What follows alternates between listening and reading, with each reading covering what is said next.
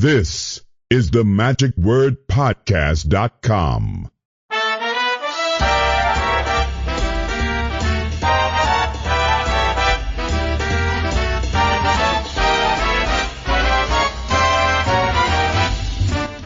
Hello, this is Scott Wells for the magicwordpodcast.com. This week's episode is brought to you by the Yankee Gathering 2020. That is sponsored by the New England Magic Collectors Association, or the NEMCA, N-E-M-C-A, and they are going to be having an online convention this year. For 2020, they've decided we're going to do this all online, and it's just going to be super and something completely different, and you get to enjoy the registration price of a tenth of what it would normally be for signing up for this convention. For a lot more information on that, we're going to be talking a little bit later with Michael Mayo, who is with NEMCA, and he'll give us some insight. But if you want to know a little bit more in depth, if you'll just go over to the Magic Convention calendar, there you will see a link that you can just click on and listen to a short promo for the Yankee Gathering 2020.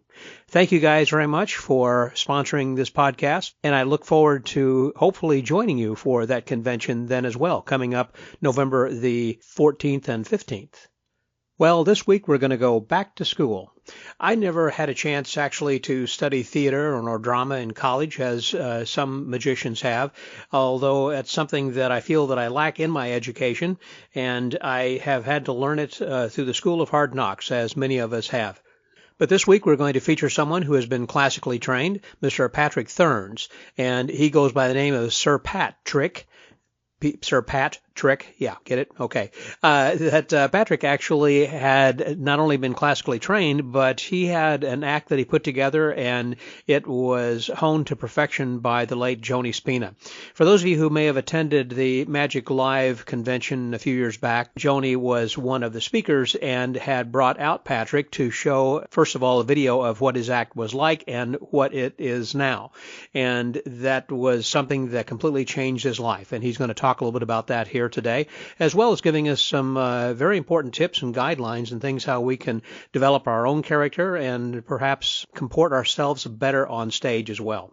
So please welcome my guest this week, Sir Patrick, here on The Magic Word.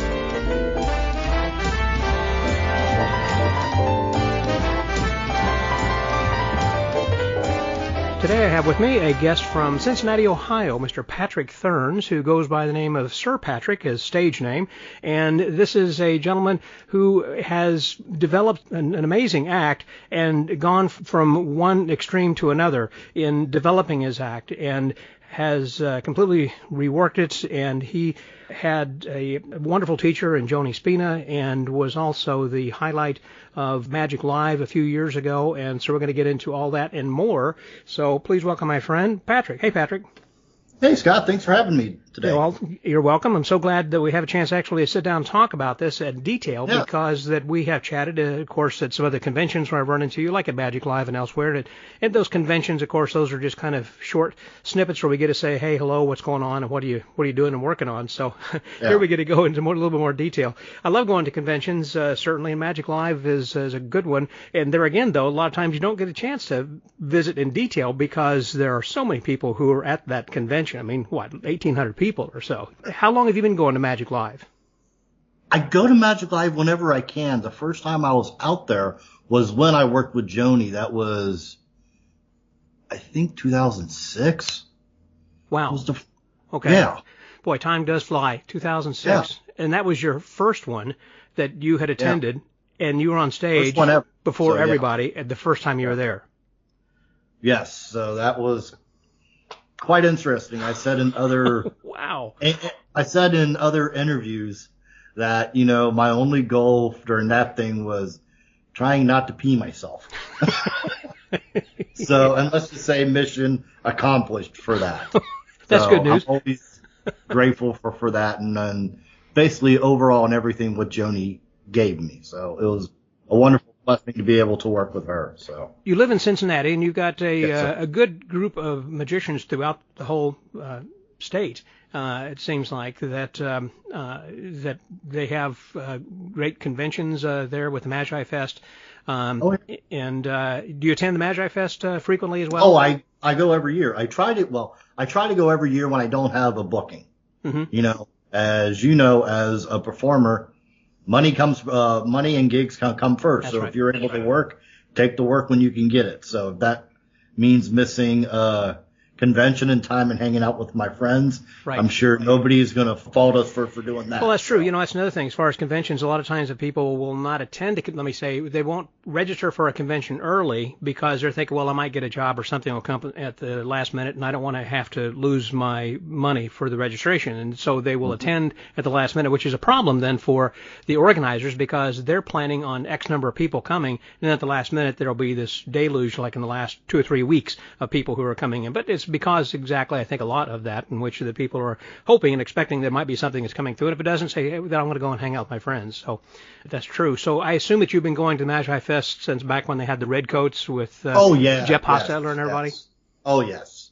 I remember before Joshua J. and them took it over, the first ever Magic competition I ever entered was at Magi Fest, and I bombed horribly.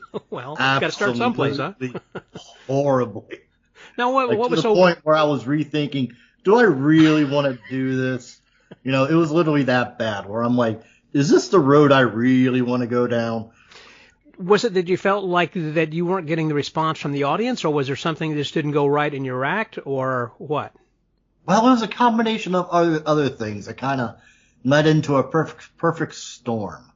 Because this is before I met Joanie, I always was in magic, I got the standard magic kit when I was 10 years old, and the joke with that is my mother and father bought it for me because I didn't think I was smart enough to figure out how the stuff worked. But let's just say it horribly backfired, and now I'm terribly addicted, like all of us are. So, but got that started. I was very introverted as a child. The only real thing I liked to do was watch, old black and white silent comedies, Abbott and Costello, Laurel and Hardy, Buster Keaton, Marx Brothers, Three Stooges. I love Red Skelton. So it's physical comedy that really turns you on. Oh, yeah. Yes. Oh, absolutely. And there's a science and a method and a madness behind all that. You just don't get out there and act a fool. There is a method behind that madness. What have you studied about that? What is it that kind of attracted you to that? It's just the fact that they were funny. And I just remember sitting there watching my father watching that stuff with me and him just laughing. I'm going, okay. Because you didn't get it. Dude, no, I got it. Because I was laughing. Oh. And I just remember sitting there watching that with my family, and everybody's just enjoying themselves and laughing. And then I started watching people that kind of reminded me of me, like Abbott and Costello, Laurel and Hardy, Fatty Arbuckle. And so I started watching them, and I was the weird kid in grade school and high school that didn't really gel with the other kids because I knew I wanted to perform, but I didn't really know how. I did magic, but I didn't really tell people or show people that I did magic. It was mainly just for me in my room with my books, with my kits, with my decks of cards and whatever I had around the house at the time doing stuff. Mm-hmm. But then I remember going in and auditioning for my very first musical because I was in choir. In high school? And yes, this was in high school. I went to an all-male preparatory high school in Cincinnati. I graduated from Elder High School, class of 2000, and it was all-male Catholic high school. But the musicals, the performing arts, they did with our sister high school, literally right next door, Seton.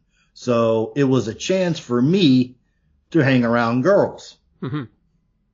So it was like, okay. You're not completely crazy. You got a method there. That madness. So do I want to try and do sports and in high school at the time, get all sweaty and be around a bunch of guys, or do I want to go next door and hang after school and hang out with the girls? You tell me which one I'm going to follow. No brainer. So I did that, auditioned, and ended up getting in and got up there. and the show was Hello Dolly. I remember this. The show was Hello Dolly, and for some reason they needed somebody to be the court clerk. I was in the chorus, but then they just figured out they didn't assign the role of court clerk, so they were going in to block the scene. And the director literally just looked at me and said, Patrick, here, take the script and just get up there, and when I point to you, say this line. So I'm like, okay. So I get up there and I, following along in the script, it came to my line. I said the line, but for some reason I chose to say the line in a high-pitched character voice. Okay. Don't know where that came from, and it got a laugh from the director. And the director just says, keep it. I'm like, okay. So did that during the shows, and I got a laugh. So during the shows, I'm there going, okay, this is kind of nice. I'm on stage. I don't feel weird. I'm in control of the laughter. Mm-hmm. I'm not being the one being made fun of. I'm making the people laugh. Right. So for me, I'm going, it just clicked something. And then in the talent shows in high school, I would see, I still love, I have a small Red Skelton collection of his memorabilia and autographs and scripts from his shows and that he did, and I bought at auction.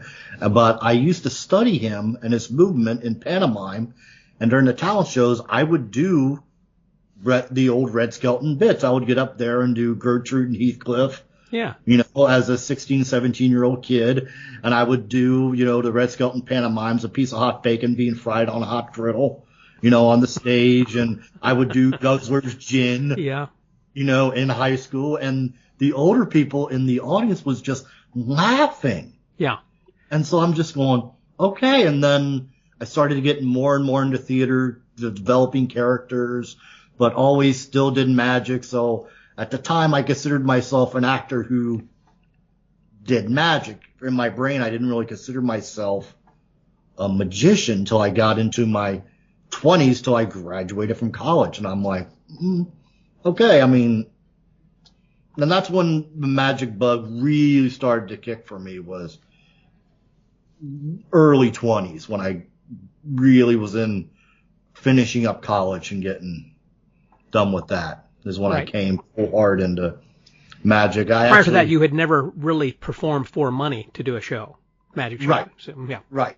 It was for me, or I would do the occasional, somebody's like, I need somebody for my kid's birthday party. Oh, okay, Or I would do it as like a part of a talent show or something. But I made my living at the time working in a restaurant, or I was in theater. I was an actor. And then I've got to the point where I direct shows. I directed shows. I stage managed shows. So I come from the theater background. And so within the theater community around here, I'm known as the retired actor who is now a magician. is how I'm known around here. Even to the point now where they know I'm retired from theater, but regional theater groups around my area will still call me in to consult on shows, where it's either helping them to sit and be on the board when they're casting a show, or if there's a show that has heavy special effects, I'm the one they bring in to tech the show for the special effects. I've done a lot of productions of Disney's Beauty and the Beast, working on the special effects for that. I've done recently, like last year, I did a production of Pippin, where from the ground up, I got to design all this stuff that was not in the script, where the director was an old theater friend of mine, where we started out in shows together, and he's like, look, the opening song on this is Magic to Do, so of course we need magic in this show. And I know and I don't want to offend how I'm going to say this, but this is how the director put it. I didn't want to hire a birthday party magician to be the consultant for this. Right. With you, I know you understand theater. I know you know the magic. So just design the magic for this show. And I added magic in places in the script where it didn't call for it. So I was really proud of that. And did you ever, or since you say you're kind of retired, or you are retired from actor, jokingly, but do they ever, when asking you to consult, and then you're kind of, as you're blocking and walking through, say, actually you would be better in this part, why don't we have you do this? So have you come back from time to time and had bit parts as opposed to just being a consultant? One time where I hate to say this, one time I was training an actor, the show was Seussical. Mm-hmm. And it's a musical based off Dr. Seuss. Yeah. And it was during the, Circus McGurkus scene where there's supposed to Cat in the Hat's on stage and there's supposed to be the director had vision in his head, Cat in the Hat's on stage setting the scene, curtain opens, and there's this big circus scene.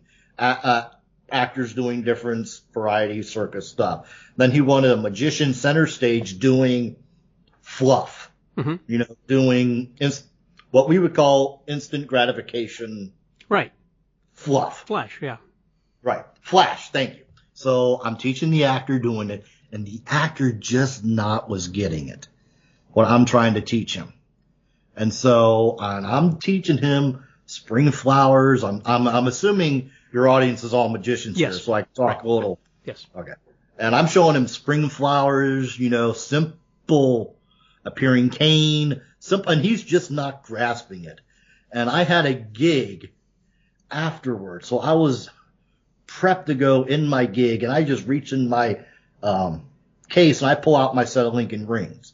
And I'm just backstage just warming myself with my Lincoln rings, getting myself warmed up for my gig following. Right.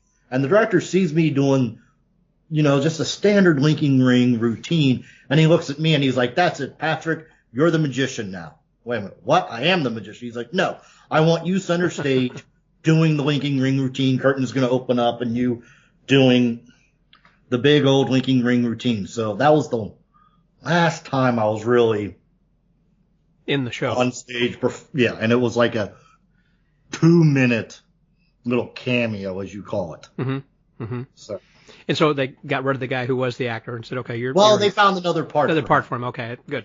He didn't lose the gig. I mean, he was still part of the chorus, but they gave him something else in the show to do. Well, I kind of got you off track a little bit earlier when you were saying that you had entered the contest and that everything that could possibly go bad did. So if you can give some advice on what you had done wrong to others so they can watch out and not repeat your steps. I just didn't follow. See, at the time, because at the time I was heavy in my theater phase, mm-hmm. my life, where I was overanalyzing everything. And I'm like, I come from a theater background, so I'm going to make this as artistic as possible. Mm-hmm. And I was trying to do a straight up play. And it was that thing of, I don't want to say it was too hip for the room, but they didn't understand what I was doing. Because as an actor, when you're doing a play or a musical, there's something called the fourth wall. Hmm. You never break the fourth wall. We're magicians, we break the fourth wall all the time. Right. Unless it's an artistic moment that you decide not to. Well, I didn't know that at the time. So I'm not acknowledging the audience.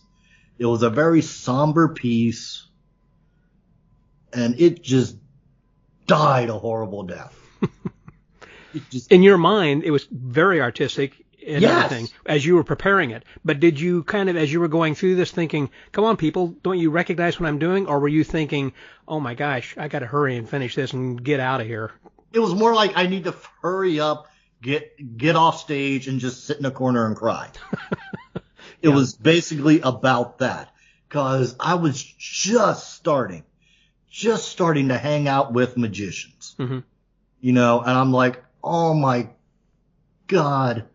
People I've watched on TV and grew up idolizing are seeing me bomb horribly. And it's just, So, and I just didn't know who I was as a performer. And then I saw Joanie at that Magi Fest. She was the lecturer. Yeah. And got her card and it said director on her card. I'm going, oh, character development and director. I'm like, oh. I'm used to working with directors. I was in theater, so I understand the director's mindset. Because a lot of magicians, and I'm trying to, because I don't want to offend anybody out there, because a lot of magicians are not used to working with a director. They are used to being their own playwright, and I'm going to put these in theater terms. Magicians are used to being their own playwright, which means they write their own pieces. They're used to being their own stage manager. They're used to being their own director. If they're lucky enough to have a video camera, they will set it up and watch it, but that's about it. And they have friends and family around them telling them they are the greatest thing in the world, and they are afraid to be honest with.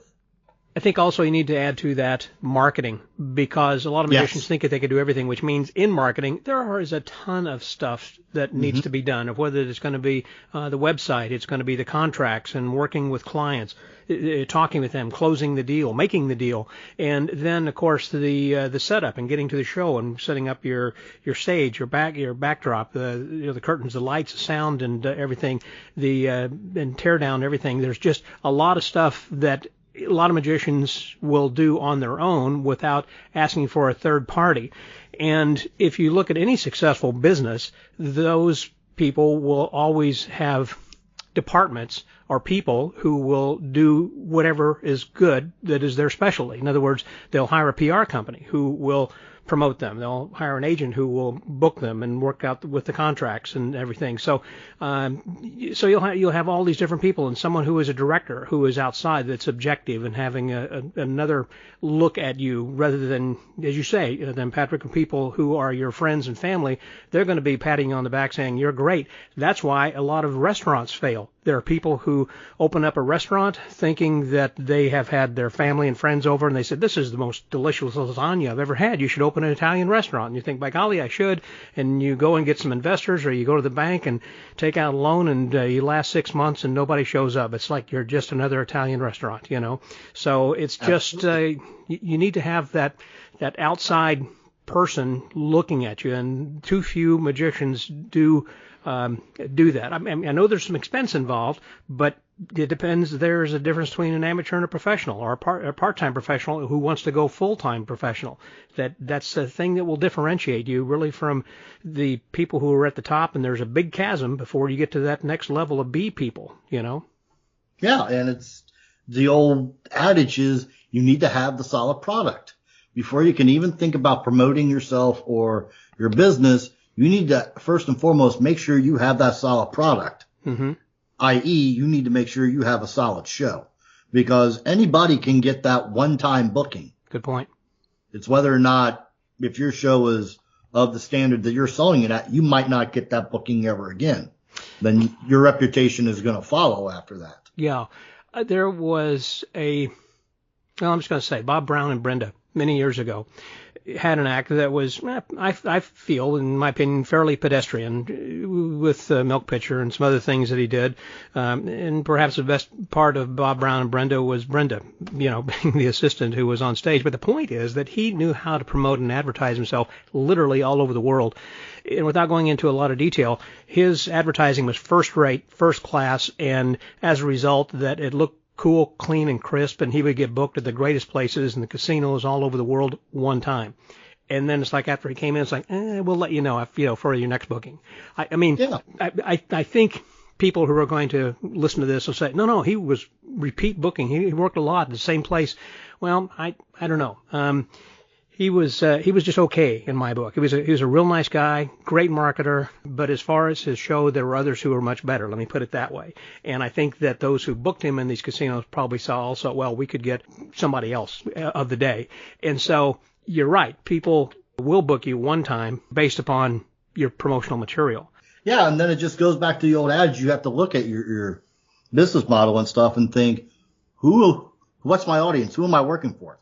Yes. Am I working for laymen, are the ones writing the checks, or are magicians the one? Boy, you hit the nail on the head there. That's for sure. I mean, you got to look at, are you looking at trying to make money off of magicians, like working at conventions or doing lectures and things and selling product, or are you looking at actually making an income off of corporate audiences and casinos and theater shows and working for the public, basically. Like my character in my act is very much family-friendly layman.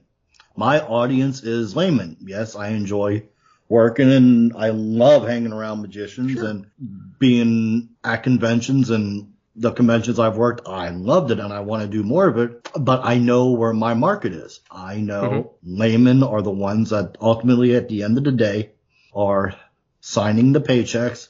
And do I want to fool a magician? Well, yes. I mean, as a magician, we want to fool other magicians.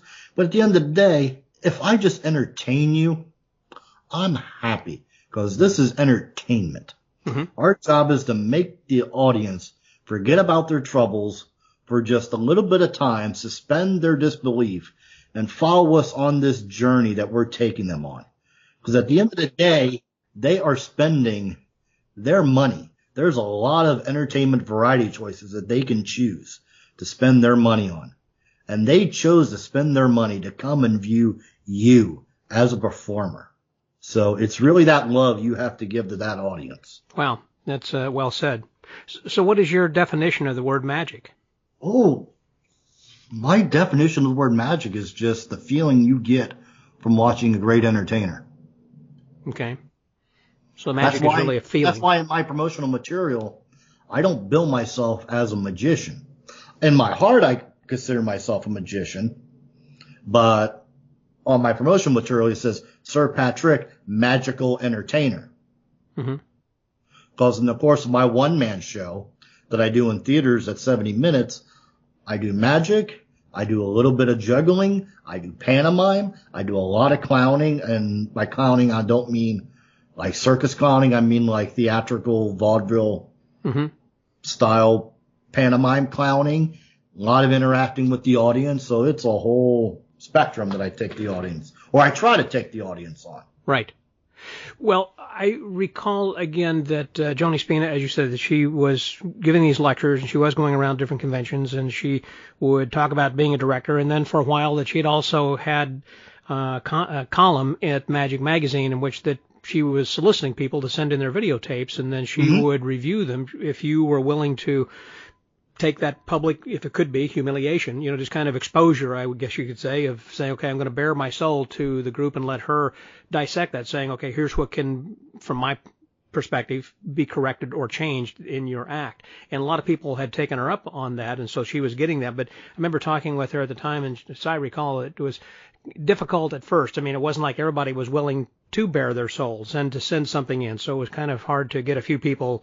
But once they did, I think the ball started rolling, and then she started then at conventions also giving directions in her room. So she had, I know, given private lessons, because when I talk with her from time to time at conventions, that she was between clients. I go up to her room and she said, well, I've just got a few minutes because I got Patrick coming in, in a few minutes or something. So do you recall going and taking lessons from her like that privately at conventions? No, I worked with her over videotape and over Zoom. Not Zoom, over Skype. Sorry. Yeah, over Skype. So majority of our work was over the internet until the prep for Magic Live, where we were with each other for like 2-3 days beforehand, before Magic Live. Of that so you came to Vegas early. Yeah, I came to Vegas 2 to 3 days early to work with her in person, but we spent, 3 to 4 months ahead of time over the internet every day for like 2 hours, 2-3 hours. Yeah, when you first sent your video to her and she viewed that, did she immediately come back and say, I think I can give you some direction here, and you hit it off immediately? Or how'd that? Well, she sent me a list of notes. Well, she sent me a video back that I watched, and of her watching my video and giving her critiques. And she was just like, okay. Watched it, and then she just talked to me and just asked me point blank questions that I had to answer and send back to her, and that began the dialogue. Yeah. And so we tried to tweak some stuff, and then she gave me her notes. Like, you need to look at the audience, you need to acknowledge the audience, you need to focus on the audience. Because stuff we worked on really wasn't about the magic. It was about the performance. And so. Now, when you say the performance, you're talking about not the tricks per se that you were doing, but the order they were in, and perhaps how that it built into an act and built emotion, and how it was blocked, or what? No, before that. Before that, it was starting off because I told her about my background as an actor. Yeah. And stuff, and so it was about character development, developing a character. Mm-hmm. From the ground up, how an actor approaches building a character, and Joanie understood all this. She was amazing. She knew I would describe to her what I would want, and she would pick out the music. She would understand she would tell me, she would literally block me as a director would block an actor. You're going to walk up here, you're going to pick this up, you're going to do that. But then it was a collaborative effort. I would throw out my ideas and we would try both and see what gelled, because the act that I did was roughly 50-50. 50% her, 50% me, and we formed this hybrid thing. But the biggest thing was developing the character. Who was Sir Patrick? This week's episode of the Magic Word Podcast is sponsored by the Yankee Gathering 2020, which is sponsored by the New England Magic Collectors Association, or NEMCA, and that's going to be a virtual convention coming up on Saturday and Sunday, November the 14th and 15th. So that's just right around the corner, and I have with me today Mr. Michael Mayo, who's going to tell us a little bit about that. I'm so glad that you're here, and also so glad that you're actually bringing us these opportunities online. So tell me, what kind of special thing is going to make this different from regular convention? Well, it's going to be done virtually because we can't get together in person, and we really wanted to make sure that everybody had the opportunity to get their magic history fix. So we put together close to the actual convention as we could do online. We have lectures and exhibits, some 3D tours, and a couple special presentations as well. And the advantage of the virtual convention, obviously, is that people can be anywhere in the world, and certainly some of your speakers, I guess, are going to be coming in from other countries. Yes, absolutely. We have some people over in London, and and some regular lecturers that we've had for quite some time, and as well as some new lecturers this year. And this year you're going to be having as special guests Peter Lane and Byron Walker. Yes, every year the Yankee Gathering honors a collector and magic historian, and this year we're no different, except we're honoring two people, Peter Lane from London and Byron Walker out of California. That sounds great. Well, everybody should go and register for that straight away, and it's only going to be $25. It's less than 10% of what the normal price would be for registering at a convention, plus you don't have the travel and lodging expenses that you normally have associated with the convention. So go and check that out, and the website again would be what, Michael? That's nemca.com, nemca.com, or you could check us out at our Facebook site at New England Magic Collectors Association. We have our page on there as well. Great. Thank you very much. Everybody go check that out, and I'll see you online November the 14th and 15th. Thank you, Scott. Who was Sir Patrick? You really didn't have a character per se. Again, when you go back to that first experience you had on stage, you just were trying to be artistic, and you didn't see a character. You were just trying to be an artist. Yes, it was me in a dark suit, black pants, white shirt, red tie, and then a black suit coat over it, doing cigarette manipulation, making a rose appear, pouring wine out of a thing. So, and all the time having kind of a serious look on your face. Yes, lamenting to a picture that I made appear in a picture frame. So I don't even like to think about that. Sorry, bringing up bad memories, huh? No, it's just it makes me laugh now. And so did that, and then she looked at that. She said, okay, you can try this. But she said, I really don't think that's you. And that's what she said. Mm-hmm. And she said something that actually clicked with me. She said, you're an actor. What type of actor are you? Are you a character actor? Are you a leading man? Or are you a supporting player? Mm-hmm. And when she put it in those terms, for me, it clicked. But was that question directed to how you see yourself, or how you believe the audience sees you? A little bit of both. The main thing was It was how the audience sees you. Because as an actor, when you go in for a casting, you're lumped in. The casting director is looking at you. Within 2 seconds, they know if you're a leading man type or if you're a character actor. That's right. That's right. I several years ago talked with Jason Alexander, who played on the Seinfeld show, and he's a mind reader and a mentalist. Then also, well, anyhow, as I was chatting with him, we were talking about character, and he was saying when he was on stage that he wanted to be David Copperfield and, you know, having the wind blowing through his hair. And he realized, well, I'm going to be bald. I don't have a lot of hair. That's not going to work, and it's going to look goofy. And he had to come to that realization in which that what the way the audience saw him versus the way that he would like for the audience to see him, they recognized someone who they thought he was funny and kind of a little bit funny looking, and so they were expecting comedy and humor when they saw him in his face. I liken that a little bit like to Bob Sheets. When I say Bob Sheets, I don't think necessarily of like a Rock Hudson type of a leading man type of, well, I'm going way back with that one, with a leading man necessarily, but someone who I think is kind of funny, and he is funny. And the same thing with Jason Alexander. He said, so I embraced that and said, okay, well, I can be Falstaff in a Shakespeare play. That's really more me as a jolly comedy relief kind of a person. So it is important to recognize, as you'd said, both, you know, what you want to be and how the audience perceives you. You can't force something down their throats and saying, I'm going to be this leading man, when they're looking at you and saying, not really. Yeah, I mean, in my case, I'm 4'11", 5 foot with shoes on a good day. Roughly 200, well, I'm going to be generous, 270 pounds. So I'm a short, pudgy guy. I'm never going to, back in my theater days, I was never going to play Hamlet. Yeah.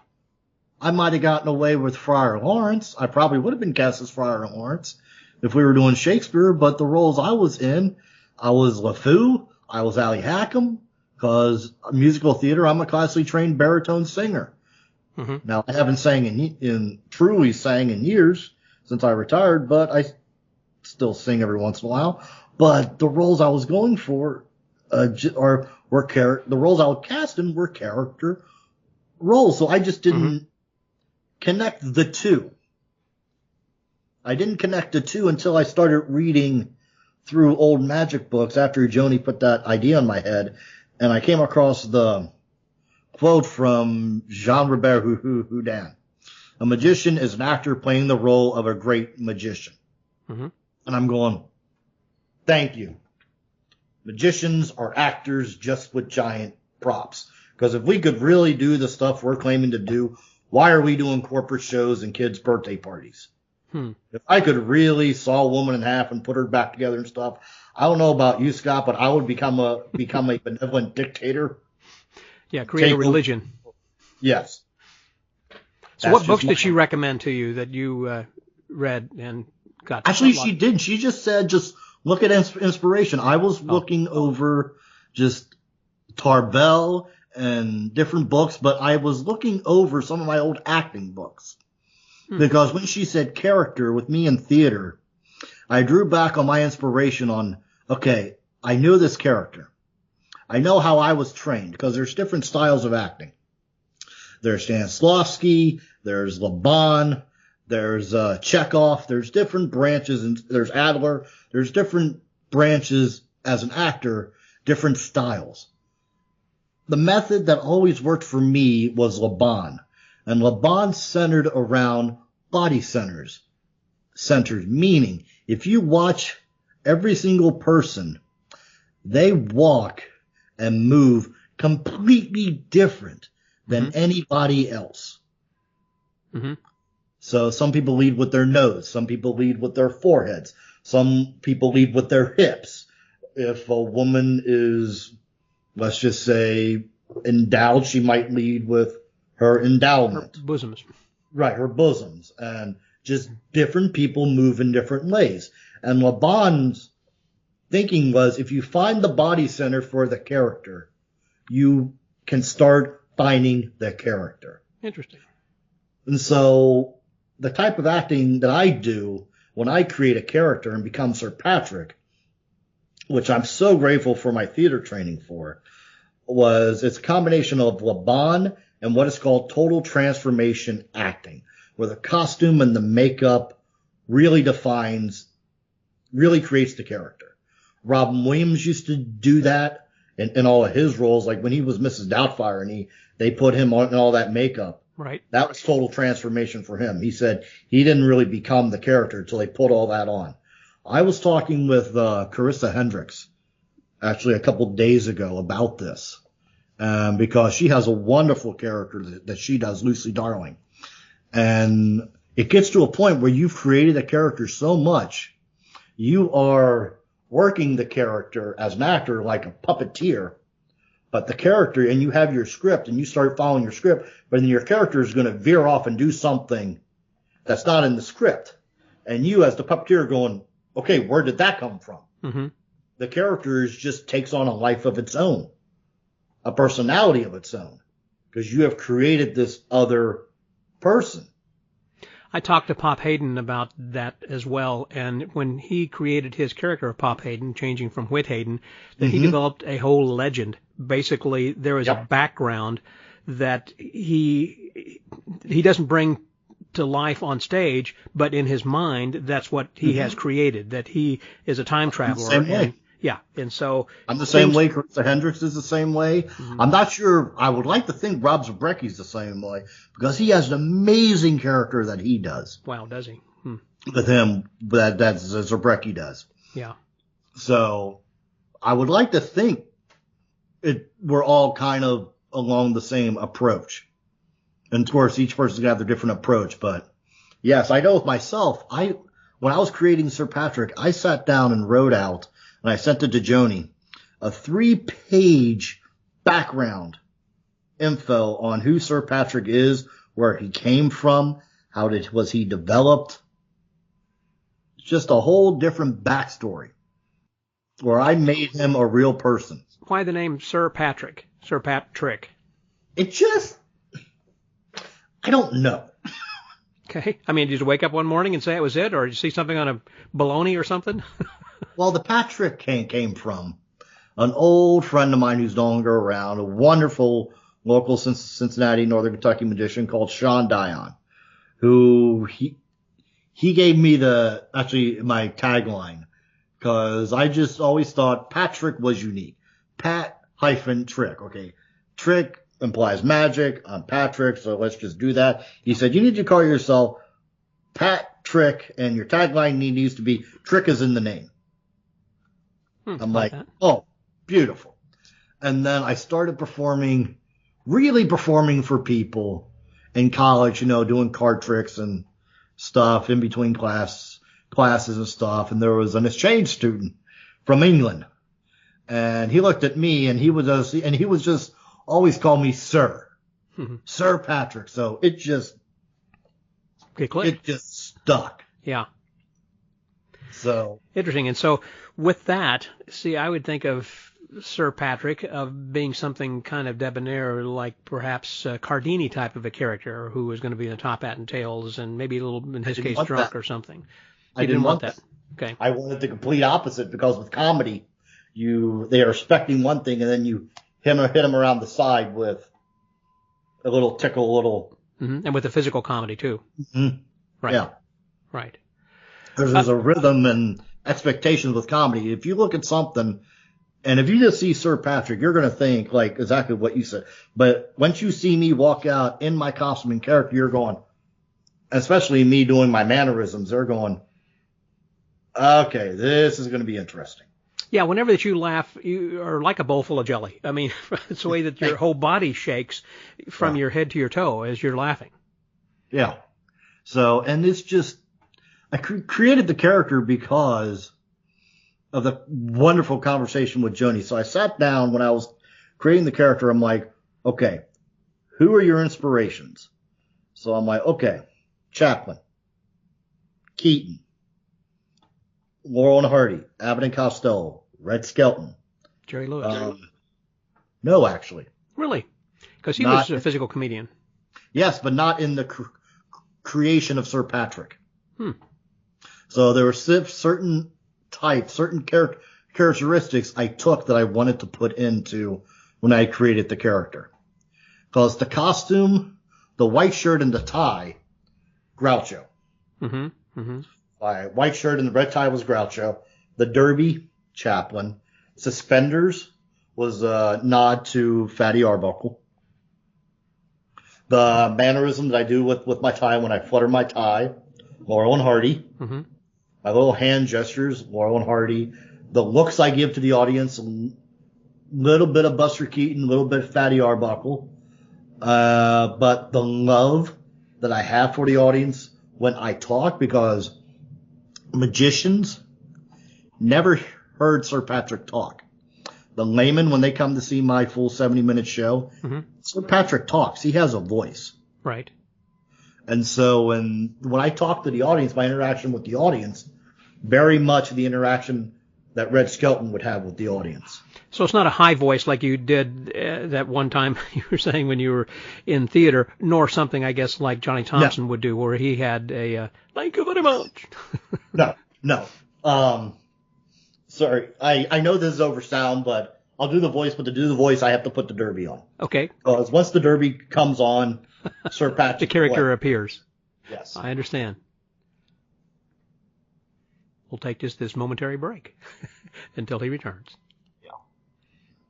Sorry, this is the thing, because actually, before I walk out on stage, the last thing that goes on my head is the derby.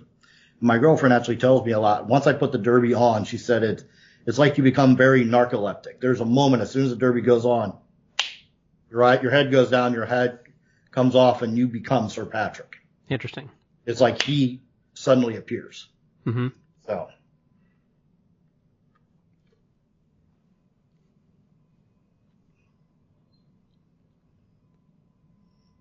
Hi. I'm Sir Patrick. You know, long before I was this international magic sex symbol, I grew up on a rabbit farm. And I would raise rabbits. And I would have this stick about this big. And I would just shake the stick at those rabbits. And I would be like, now you mind me. You mind me. You know, one day I had a couple of rabbits that just wouldn't mind me at all. So I put them in the barn for a few days. Man, I'll never do that again.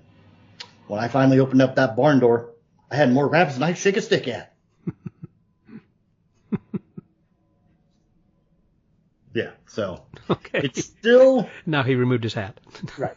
It's still my voice, but it's a different... Tenor, different cadence. He has his own style.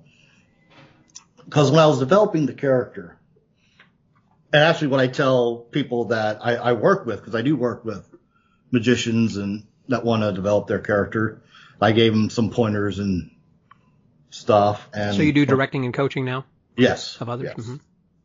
So what I tell them is come up with 3 things that you want the audience to instantly know about your character or about you. Mm-hmm. Or 3 things you want the audience to take away from watching you. With Sir Patrick, number 1 is I just made a new friend. Okay. 2, that was fun. Right. 3, he knows his magic.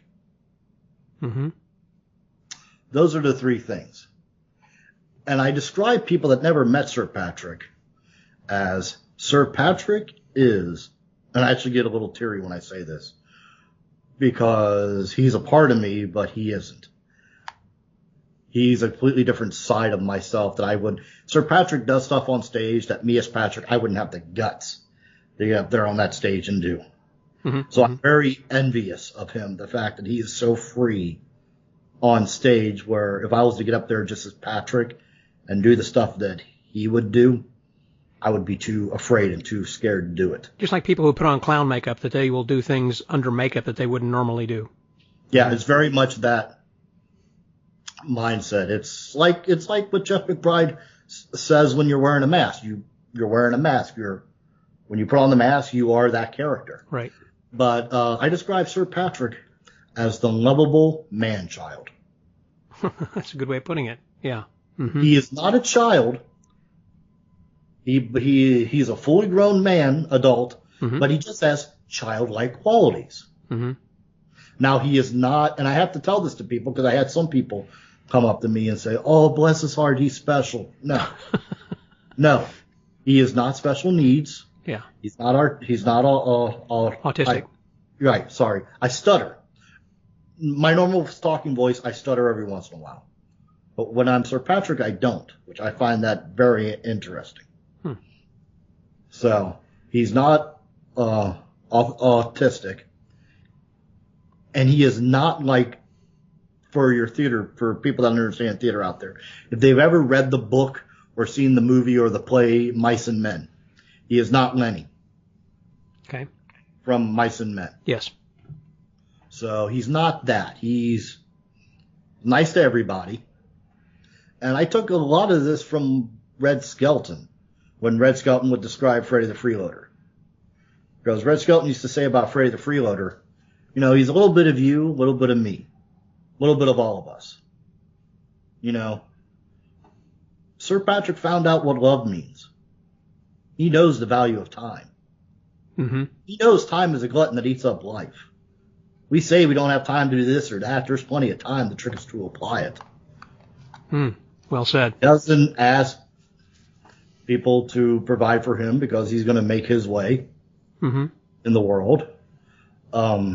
He's nice to everybody because he was taught that man was made in God's image.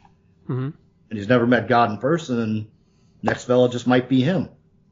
And at the end of the day, he just wants to make a new friend. I like that. I like that.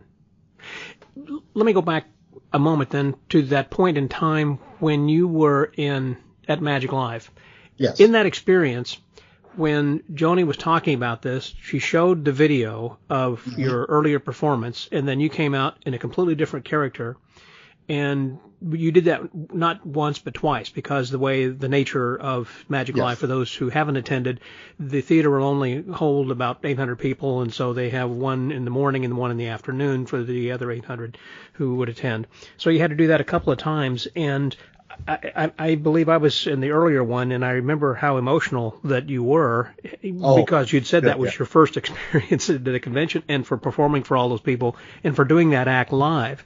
And on a Las Vegas stage, too. So. Exactly. So what was going through your mind, and tell me about that experience. What did that mean to you? And it changed my... I was going to say it changed my Magic life, but it didn't just change my Magic life. It changed my life. Not just my Magic life, my personal life. Yeah, you said one of your goals was to work in the Magic Castle, which Jack Goldfinger came up and said, you're in. Yeah, and I've performed there at the castle since then. So it was honestly a dream come true, because I got to meet and perform in front of my peers and people that I've idolized. And just the fact now that if I send an email or, you know, and ask somebody that I've idolized for feedback and stuff, they know who I am. And the fact that we're peers now. Right. I'm never going to take that for granted. The fact that I can just sit and have a talk, and we can just talk magic.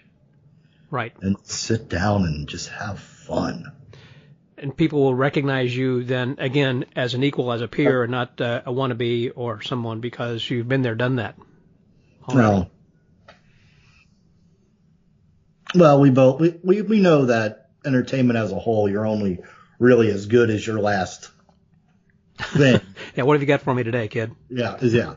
But let's just say you find out real fast who your friends are. And everybody has been very gracious and wonderful to me. And it was just, at the last Magic Live, I got to meet David Copperfield. I got to walk up, shake his hand, and he looks down. I introduced myself, and he looks down at me, and he's like, I've heard of you. I know you. I'm like, okay, well, hi. How gratifying is that? Wow. Yes. And I remember having a moment with Johnny Thompson when Johnny Thompson came to Indianapolis for a show. I drove up to see him perform and talk to him afterwards. And he spent literally 20 minutes in a queue line, signing autographs, getting up, taking me aside, and just talking to me. Mm-hmm. You know, why everybody else in line is waiting, and they're going, "Who is this schmuck?" You know, and I'm doing that. And the fact that I've gotten to work out at the Magic Castle, and the fact that I got to retire the act at the Magic Castle, because that act that I did with Joanie developed at Magic Live is, I hate to say it, sadly retired now. So you moved on from that and got a completely different act. I retired from that for health reasons. Okay. I no longer do that act for health reasons because few people know this about me, and actually, this is actually the first time I'm actually really talking about this. So you're kind of getting a scoop. Well, not a scoop. I don't want to. But right when I got done working with Joanie at Magic Live, I came down with cellulitis in my left leg. Really bad. I was hospitalized for about 4 weeks in ICU. And since then, I developed lymphedema, chronic lymphedema, in my left leg. So my left leg is like swollen bigger than my right leg. So you've seen me around at some of the conventions, Scott, and when I walk, it's kind of a waddle. Yeah.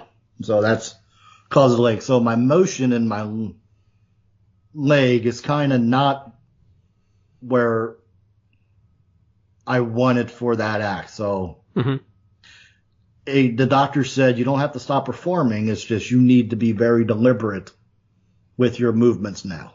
And I wanted to retire the act before I'm trying to figure out how to word this. I wanted to retire the act on my own terms.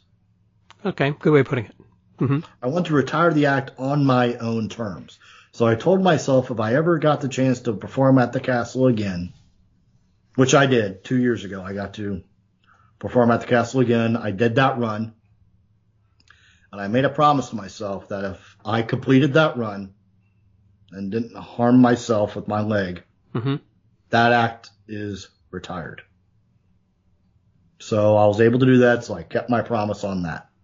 And so the new act that you're working on or that you're doing then now when you're performing for corporate parties is completely different and something that doesn't require you to move around much. Yes. Everything is scripted where it's deliberate when I take a step. I know where I'm going. It's still, the energy is still there, but it's not as bouncing around as the other act was. So it's like a step here, a step there. It's this current development of my character is a lot more interactive with the audience. But still the same character of Sir Patrick. Oh, God, yes. God, yes. That was the big takeaway I got from Joanie, that I thank her literally every single day. She got me Sir Patrick. She got me Sir Patrick. We sat down and started crafting the character. And I just took my theater training of developing the character, building it from the ground up. Okay, he's going to walk this way. He always had a little bit of a waddle to him because I wanted him to have that kind of jaunty Chaplin, that kind of Chaplin-esque. If you kind of watch him when he walks, he has the shoes, so his stance is kind of, penguin-like. So he waddles when he walks. The motions, the looks. So But really using more of your facial expression than your body expression. Facial expressions, the way I interact with the audience a lot too. Yeah. Now, it's the byplay with the audience.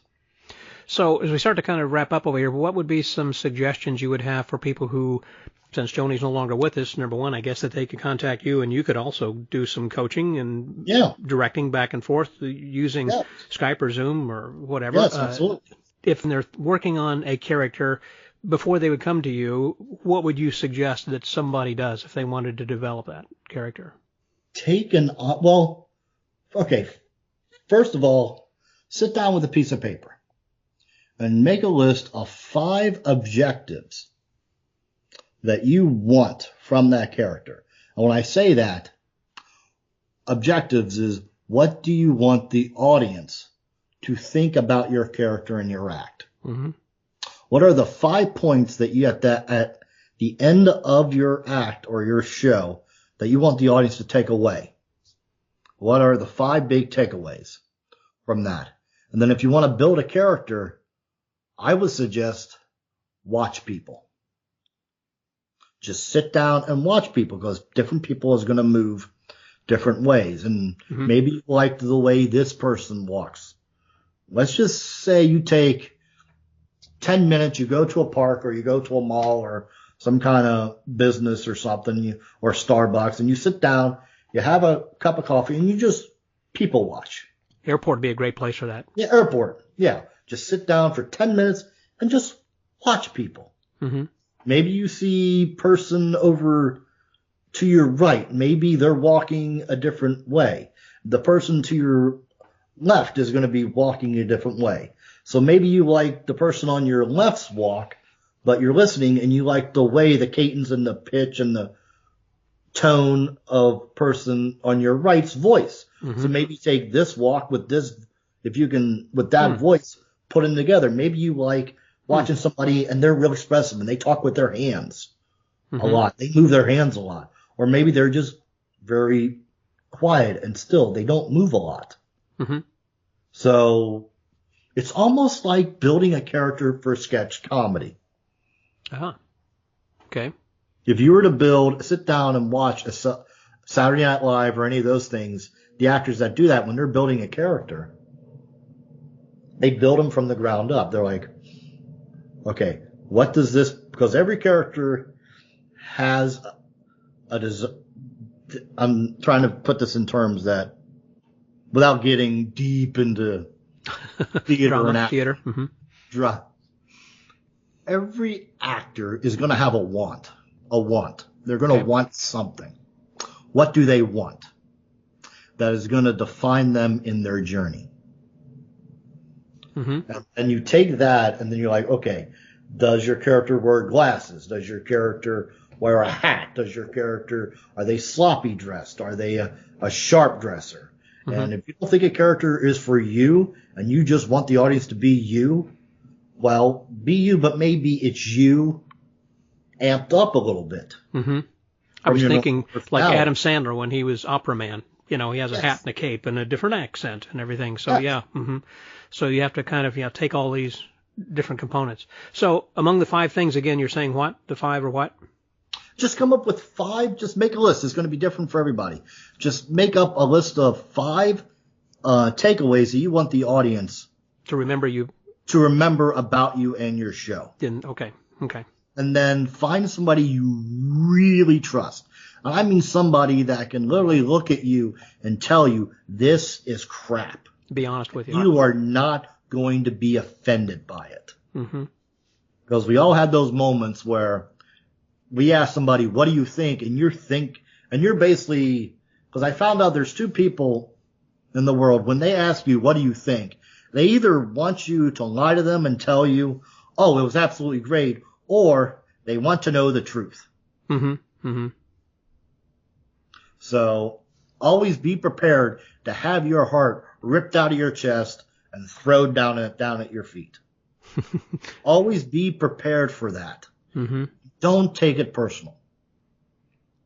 Because if they are really your friends, they will want you to succeed and be better.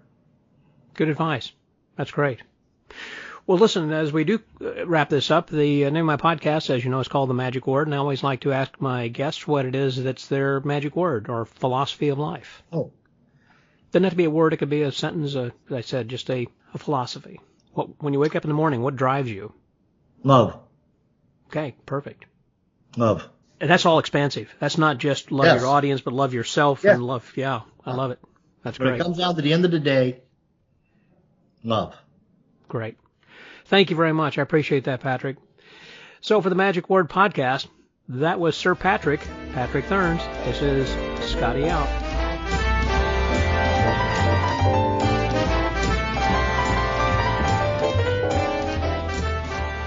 Wow, that was great. Thank you so very much, Patrick. I appreciate you sharing your thoughts, and also not just to me, but also I think the rest of the listeners who will benefit from your advice then as well.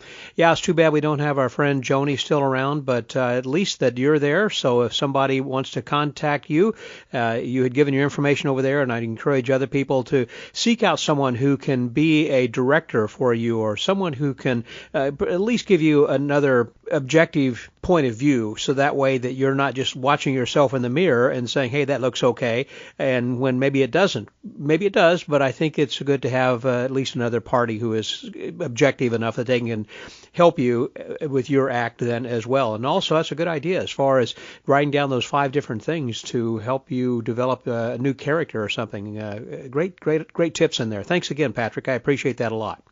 Well, I mentioned that, of course, this podcast is brought to you by the Yankee Gathering 2020, which is going to be November the 14th and 15th, coming up here soon.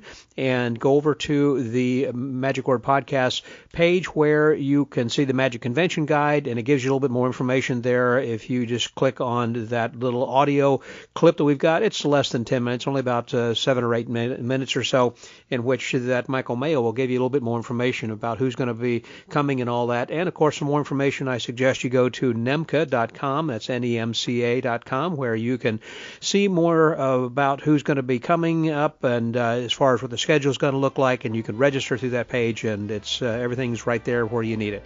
So go check that out, if you will. And if you've not also subscribed to our pod letter, it's a weekly thing that gives you an idea who's going to be on from week to week, as well as some suggestion from the archives. So until next week, stay well, get booked, and remember to just love. This is Scotty out.